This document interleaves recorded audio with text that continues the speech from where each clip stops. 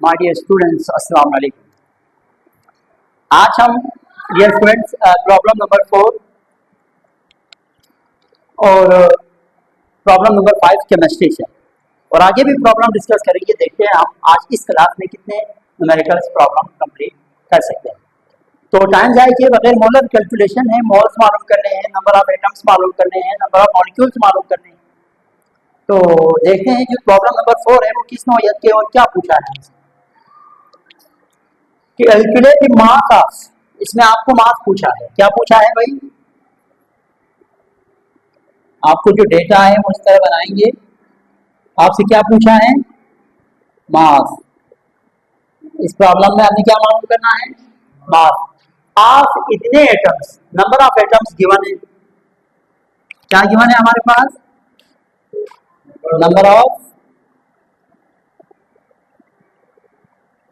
Number of atoms कितने हैं? 4.39। Calculator है आपके पास? कैलकुलेटर भी नहीं है।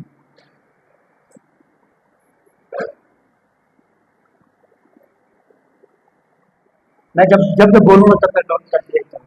Atoms of gold. हमारे पास एटम के तौर पे क्या मौजूद है? गोल्ड। एयू। गोल्ड को एयू से शो करते हैं। एयू का मतलब है आरम, लातिन वर्ड है और इंग्लिश में इसको गोल्ड कहा जाता है। Molar mass of gold is 196 ग्राम पर मोल। मोलर मास ऑफ गोल्ड कितना है? Molar mass of AU is 197 ग्राम पर मोल। हो गया, तैयारी हो गई। चलो मैं आ रहा हूँ ये करके। दो सवाल तुमने लिखो, मैं किसी और से लिखवाता हूँ। अच्छा, इसका सॉल्यूशन देखिए। इसका सॉल्यूशन देखिए आप।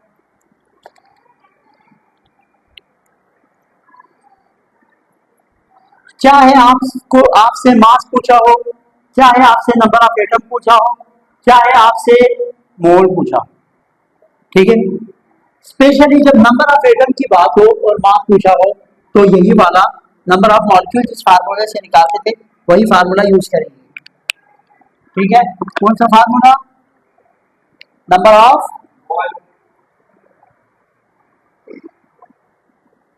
Atoms equal to mole multiply N.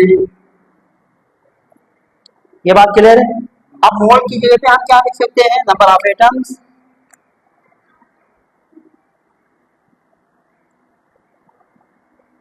Is equal to mole किसके बराबर है? मास और मोलर मास मल्टीप्लाई एन। मालूम क्या करना है हमने? मास। नंबर ऑफ एटम गिवन है कितना है? नंबर ऑफ एटम क्या गिवन है?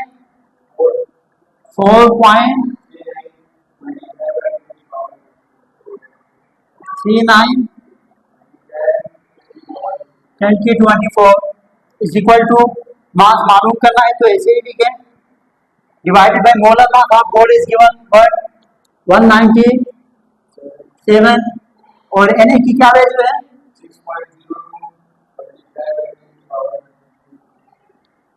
मास मालूम करना है ना। 197 यहाँ पे आके मल्टीप्लाई होगा, ये पूरा टर्म इधर आके क्या होगा? डिवाइड होगा। तो देखेंगे क्या होता है आपके पास। मास इज इक्वल टू, ये साइड आके क्या होगा? 4.39 exponent 24 multiply 97 divided by 197 divided by 624 करें। इसका मास आएगा आपके पास किसमें आएगा?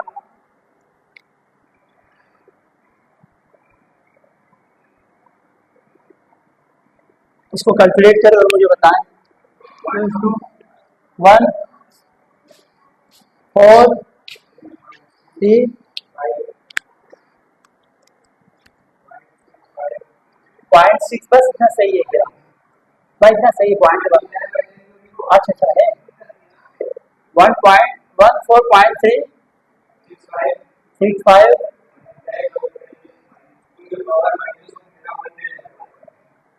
क्या आया 0.5 ग्राम, इसका क्या आया मास आया। यह हमारे पास इसका आंसर है। अब हम न्यूमेरिकल प्रॉब्लम नंबर 2 डिस्कस करेंगे। समझ में आया? ये calculate the number of moles, इसका तो क्या मालूम करना है आपने?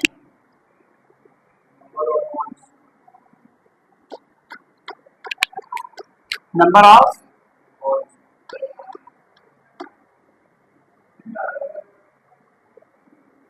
इस दफा नंबर ऑफ मोल मालूम करेंगे। इन इतने atoms, number of atom given है, नंबर ऑफ एटम्स कितना है, नंबर ऑफ एटम कितना है? ऐसे गुस्सा आ रहे हैं मुझे खुदा की कसम।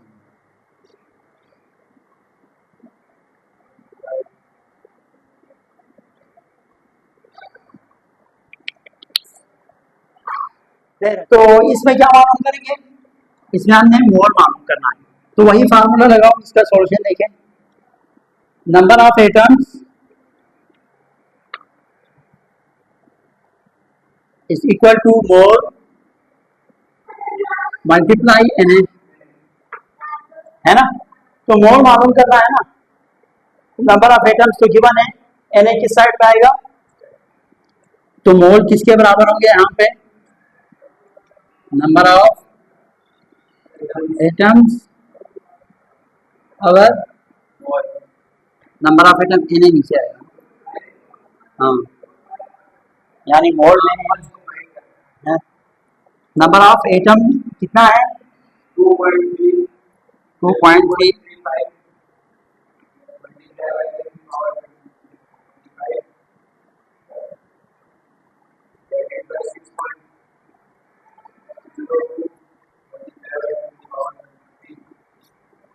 इन दोनों को डिवाइड कितना है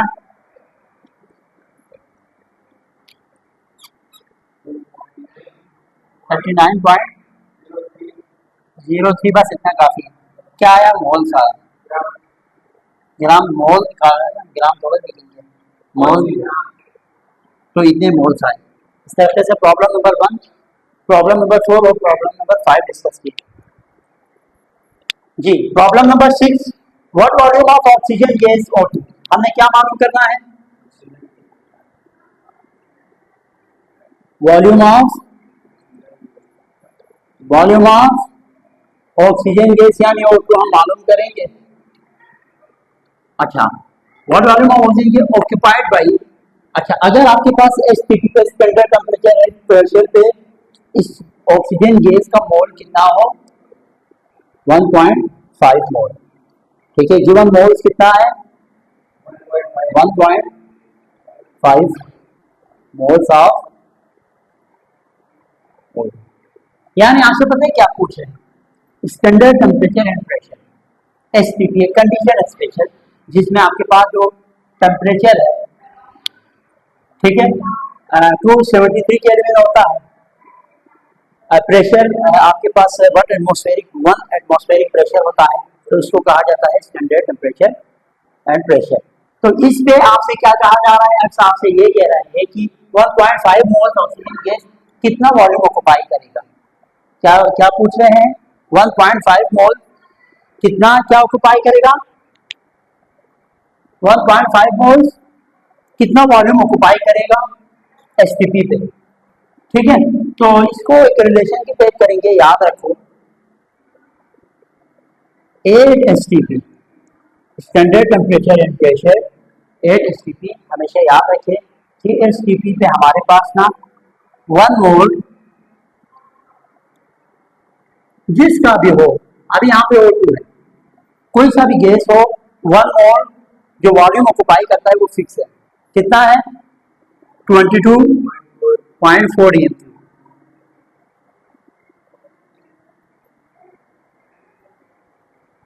कोई सी भी गैस हो उसका 1 मोल STP पे कितना वॉल्यूम ऑक्युपाई करता है, तो इसी रिलेशन को यूज करके 1.5 मोल कितना करेगा 1.5 मोल इज इक्वल टू, याद रखो यहाँ पे जो भी चीज हो और यहाँ पे इन दोनों को हमेशा मल्टीप्लाई करेंगे। क्या बोला मैंने? हमेशा इन दोनों को क्या करेंगे? मल्टीप्लाई। 22.4 मल्टीप्लाई 1 अच्छा, अब आपको ये आना चाहिए, जो चीज आप मालूम करते हैं ना वो आप राइट साइड पे रखेंगे, यहाँ पे इक्वेशन के यहाँ पे। अभी हमने वॉल्यूम मालूम करना था, तो वॉल्यूम को कहाँ रखा, राइट साइड पे रखा इक्वेशन पे, और मोल को लेफ्ट साइड पे रखा। जो चीज आपसे पूछी गई हो वो आपने हमेशा कहाँ रखना है, इक्वेशन के राइट साइड पे। अब क्योंकि आपको वॉल्यूम फाइंड करने का पूछा था, तो हमने वॉल्यूम को राइट, मैंने वरना मैं ये भी कर सकता था 22.4 इज इक्वल टू 1 मोल, ये क्यों नहीं किया? इस वजह से याद रखो, ये मैं आपको रिलेशन बता रहा हूँ, जब भी आपने जो चीज फाइंड करनी है उसका जो आपके पास जो कंपैरिजन होता है वो कहाँ पे रखिए, राइट साइड पे। और राइट साइड पे रखने के बाद इनको सिंपलीफाई कैसे करेंगे, इनकी ऑपरेशन कैसे करेंगे, यहाँ से और यहाँ से, ये जो दो भी यहाँ पे जो भी नंबर हो दोनों को मल्टीप्लाई करेंगे, और यहाँ जो भी हो उसको किसमें रखेंगे, डिवाइड। आप इन दोनों को मल्टीप्लाई करो, क्या 33.6 क्या आया, GM3। तो ये हमारे पास 33.6 GM3 आ रहा है, यानी कहने का मतलब क्या हुआ कि 1.5 मोल कितना ऑक्यूपाई करेगा वॉल्यूम, 33.6। क्लियर है भाई? यहाँ देखिए कैलकुलेट मास ऑफ CO2, इसमें क्या मालूम करेंगे, यहाँ पे क्या मालूम करेंगे, यहाँ पे मालूम करेंगे आप मास ऑफ CO2। ये थोड़ा टेक्निकल है तरीके से समझे, इसमें हम बैलेंस केमिकल इक्वेशन यूज करेंगे मालूम करने के लिए। ठीक है, रिएक्शन ऑलरेडी बैलेंस है, कैल्शियम की एक कार्बन और एक कार्बन, 3 ऑक्सीजन 3 ऑक्सीजन। अच्छा, calculate mass of CO2, mass of CO2 मालूम करना है। That can be obtained by complete thermal decomposition of 50 gram of limestone. Given mass of limestone यानी कैल्शियम कार्बोनेट कितना है, 50 ग्राम।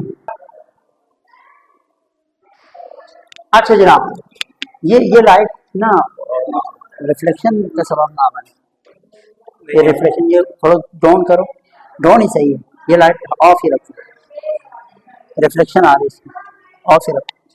अच्छा जी, तो given mass of calcium carbonate कितना है आपके पास, 50 ग्राम। अब आप क्या करेंगे, इसका मोल मालूम करेंगे। अगर आपके पास मास गिवन होना तो मोल मालूम करेंगे किसका, कैल्शियम कार्बोनेट। गिवन मास आप इतना है तो मोल कितना होंगे, मोल कितना होगा आपके पास, मोल ऑफ कैल्शियम कार्बोनेट। पहले इसका मोल मालूम करेंगे, कैसे मालूम करेंगे, 50 divided by molar mass of calcium carbonate कितना है, कैलकुलेट करने जल्दी से। कैल्शियम का 40 है, प्लस कार्बन का 12 है, प्लस ऑक्सीजन का 16 मल्टीप्लाई 3।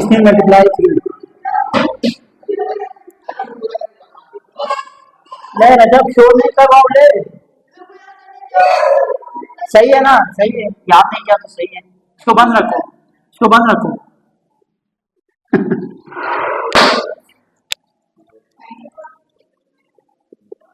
अच्छा हाँ, 40 प्लस 12 प्लस 100, ठीक है। तो ये हमारे पास कितना है, इसका मोलर मास 100, यानी कैल्शियम कार्बोनेट का आपने क्या निकाला, यहाँ पे कैल्शियम का मास 40 है, CO3 कार्बन का 12 है, O3 का ये करके आपने इसका मोलर मास निकाला। मोलर मास कितना आया, 100। इन दोनों को डिवाइड करेंगे तो कितना आएगा, 0.5 मोल आया किसका, कैल्शियम कार्बोनेट का। ये क्या आया, मोल ऑफ कैल्शियम कार्बोनेट। अब बात यहां सुनने की, अब इसको यूज करेंगे इस इक्वेशन को। 1 मोल, देखो इसके सामने देखेंगे, इसके सामने क्या है,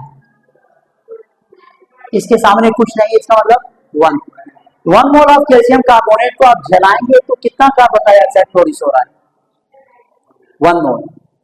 ठीक है, तो इसको इस तरह लिखेंगे, 1 मोल आप कर अभी पहले मोल मालूम करेंगे कार्बन डाइऑक्साइड का इस रिलेशन की मदद से, जिसे मोल आएगा मास आसानी से मालूम कर सकते हैं। तो 1 मोल ऑफ कैल्शियम कार्बोनेट सामने देखो, अब कार्बन डाइऑक्साइड के सामने देखो क्या नजर आ रहा है 1, तो कितने मोल प्रोड्यूस कर रही है 1 मोल ऑफ CO2। अच्छा, अगर 1 मोल प्रोड्यूस कर रहे हैं तो हम कितने के मालूम करेंगे 0.5 मोल ऑफ कैल्शियम कार्बोनेट कितना करेंगे 0.5 मोल ऑफ कैल्शियम कार्बोनेट क्या करेंगे, क्या करेगा था 0.5 मल्टीप्लाई 1 डिवाइडेड बाई 1, ये 1 डिवाइड नहीं सिर्फ 1 डिवाइड करने की जरूरत नहीं है, तो कितना आएगा ये वही आएगा 0.5 क्या आया मोल आया किसका कार्बन डाइऑक्साइड का। कार्बन डाइऑक्साइड का मोल मालूम करना है या मास मालूम करना है, मास मालूम करना है ना, तो मास का फार्मूला क्या है वही मोल के फार्मूले से आप मास को वो करेंगे। तो यहां जरा देखिए आप, तो इधर अगर आप देखेंगे ना तो मोल किसके बराबर है मास अवर मोलर मास। मालूम क्या करना है मास क्या होगा कार्बन डाइऑक्साइड, इसके साथ आके क्या होगा mass is equal to mole multiply molar mass. Mole कितना है कार्बन डाइऑक्साइड का मोल कितना है 0.5 और मोलर मास किसका यूज करेंगे कार्बन डाइऑक्साइड का। यहाँ पे मोलर मास किसका करेंगे CO2 का, कार्बन का 12 प्लस 16 मल्टीप्लाई टू 12 प्लस 32 तो 44 आपके ग्राम पर मोल, तो 44 से इसको क्या करेंगे मल्टीप्लाई करेंगे तो 44 का हाफ हो जाएगा 22 क्या आया आपके पास ग्राम आया क्या कार्बन डाइऑक्साइड का मास। ठीक है, तो मास ऑफ CO2 कितना आया, ले समझ में आया पूरा कहा, ये वाला क्या क्या समझ में नहीं आया, ये मॉलिक्यूलर मास निकालने का तरीका है, ये जो तरीका है ना कैल्शियम का मास एटॉमिक मास से 40, हाँ कार्बन का एटॉमिक मास से 12, ठीक है, ऑक्सीजन का 16 मल्टीप्लाई, तो इस तरीके से इसका जो है ना मॉलिक्यूलर मास निकालें। इसी तरह यहाँ पे molar mass of carbon dioxide CO2 चाहिए था, तो CO2 का कार्बन का 12 प्लस 16 यहाँ पे जो सब्सक्रिप्ट होता है उसको मल्टीप्लाई करते हैं। तो ये पूरा समझ में आया, दोबारा समझाने की जरूरत है, दोबारा अगर समझना है तो वीडियो पर प्ले करो, ठीक है।